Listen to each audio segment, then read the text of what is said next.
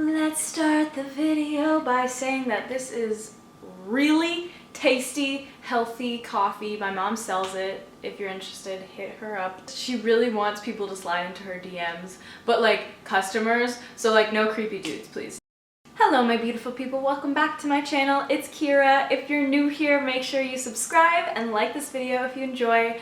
So what I'm going to be doing today, by popular demand, is I'm going to be telling my story about a very homophobic Uber incident that I experienced a couple months ago, and I haven't really talked about it. Like, I've told a couple of my friends and my mom and stuff, but it kind of freaked me out. I want to share this story with you guys, not just because it's entertaining, obviously it's entertaining, but also because I think it's important for LGBT youth especially to be safe in these kinds of situations. So at the end of the video, after I tell my story, I'm gonna like put a little tidbit about how to stay safe on like transit and like in Ubers when you're LGBT, because unfortunately you do have to think about those things, and it is a little less safe for the LGBT community out here in the cruel world. I mean, sometimes the world is great, but sometimes you never know. So anyways, you just wanna be careful. Shout out to Jenny Ross, this is her shirt. I love it. I promise I'll give it back to you soon, but in the meantime, I'm wearing it for a video, thanks.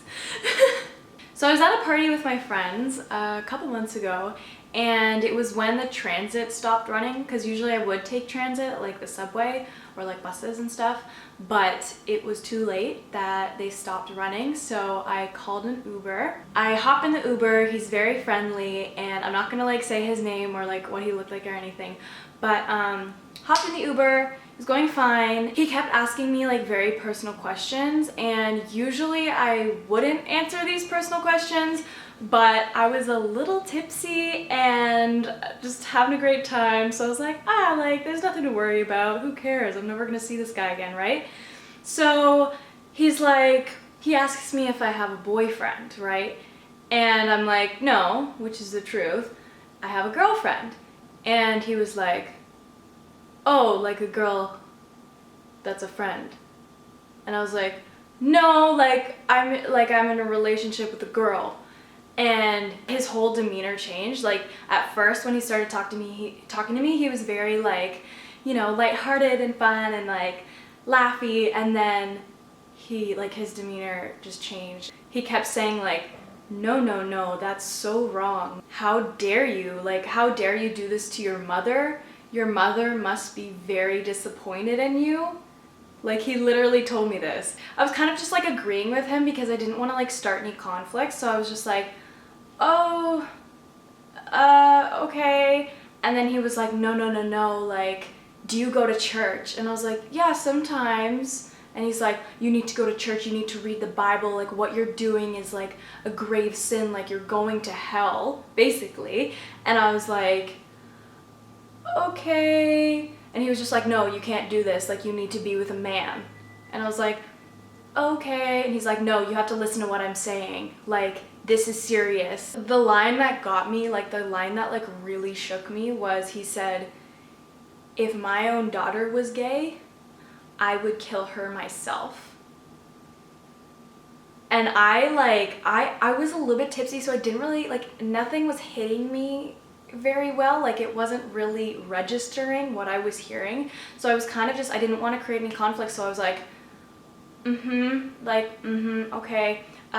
And after he said that, I was like, okay, you can just drop me off here. Like, I was on my street, so I was like, this is fine, like, thank you. As I left the car, he was like, remember that, like, remember what I told you, like, you're doing something so wrong, like, da-da-da-da. Ooh, like, my stomach was going, I felt, like, sick to my stomach, like, I felt so unsafe because of what this guy was saying. I went into my condo, got through the door, and then it finally hit me like what had just happened and like what this Uber driver had just told me. So a week or so after that incident, I actually reported that specific Uber driver to Uber. Like, I sent in like a incident report or whatever, and like I explained that he was asking very personal questions and expressed discrimination or prejudice against me, and like Uber says like they don't tolerate that. So the good thing was that they gave me my money back and they reported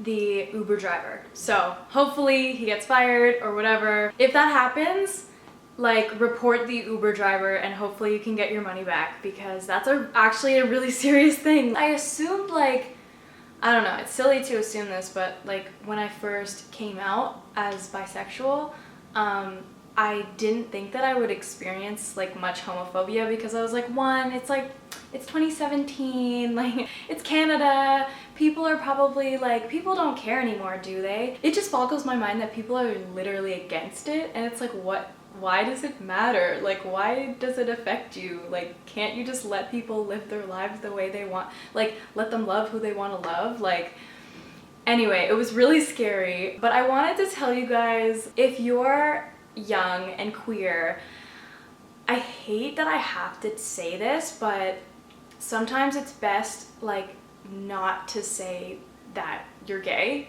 especially if you're like in a closed car with someone that you don't know, someone that's like a bit older, maybe from a different generation, maybe from a different country. Obviously, I'm super proud of my identity and I want to be like, hey, like I'm just me, like I want to normalize it, like who cares? Like I want to talk about it to normalize it, and like to have people be like, yo, that's completely normal, like visibility, woot woot. So it was like kind of a hard pill to swallow. Now when I go in Ubers, like if an Uber driver asks me if I have a boyfriend, I just say yes. Like if it's a male, like an older male Uber driver that asks me if I have a boyfriend, yep.